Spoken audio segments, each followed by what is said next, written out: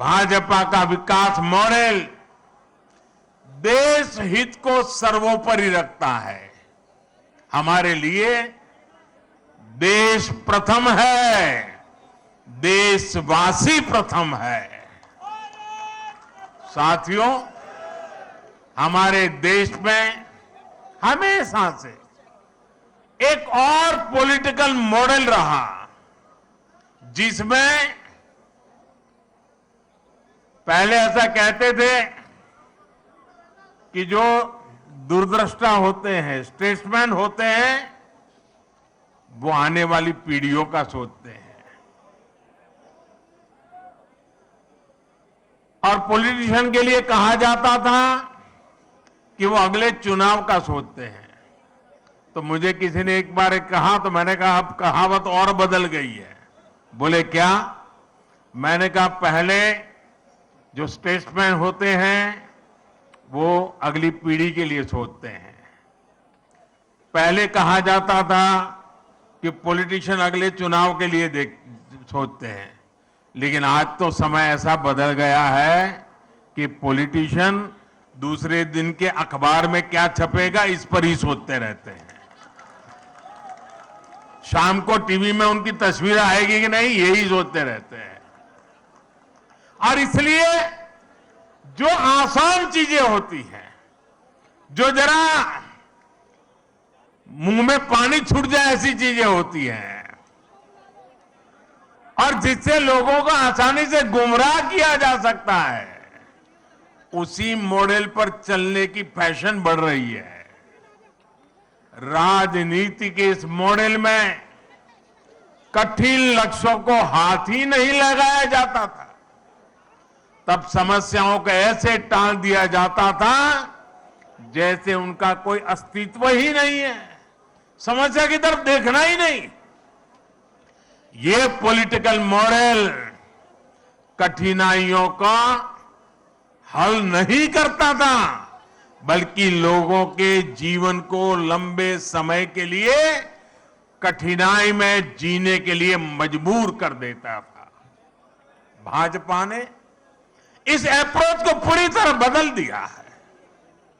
हम सबसे कठिन चीजों को हल करने के लिए कठिन से कठिन मेहनत करते हैं और तमाम मुश्किलों के बावजूद समाधान के जो भी रास्ते मिले उन रास्तों पर चलने का ईमानदारी से प्रयास करते हैं।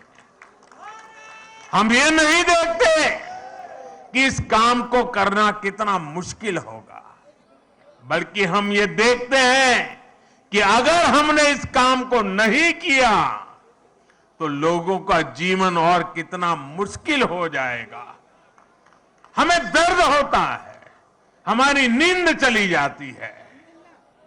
नॉर्थ ईस्ट का उदाहरण ही हमारे सामने है। आजादी के 7 दशकों बाद भी नॉर्थ ईस्ट के हजारों गांवों तक बिजली नहीं पहुंची थी। साथियों, क्या 21वीं सदी में बिना बिजली की जिंदगी कोई कल्पना कर सकता है? पहले की सरकारों ने देखा कि वहां तक बिजली पहुंचाना कठिन काम है, इसलिए उन गांवों को अंधेरे में छोड़ दिया गया। नॉर्थ ईस्ट के लोगों को घर, पक्के घर, उनको नल से जल, उनके घरों में गैस का कनेक्शन ये उपलब्ध कराने ये पहले की सरकारों के काम की सूची में ही नहीं था, क्योंकि उनके लिए न तो उन क्षेत्रों की परवाह थी और न ही ऐसे कठिन कामों को करने का हौसला था। एयरपोर्ट, हाईवे, रेलवे, ये कनेक्टिविटी नॉर्थ ईस्ट में इन चीजों के विकास को भी कठिन मान लिया गया था। पहले की सरकारें कठिनाइयों से बचती रही और इसकी वजह से हर परियोजना में देरी होती रही। हमने इन परियोजनाओं को पूरा किया और लगातार मेहनत कर रहे हैं। हमारे ऐसे ही प्रयासों की वजह से आज देश पहली बार गरीबी के खिलाफ इतनी मजबूती से लड़ रहा है। और मुझे तो खुशी है कि मेरा गरीब भाई भी गरीबी को खत्म करने के लिए मेरे साथ कंधे से कंधा खड़ा लगा करके मेहनत कर रहा है।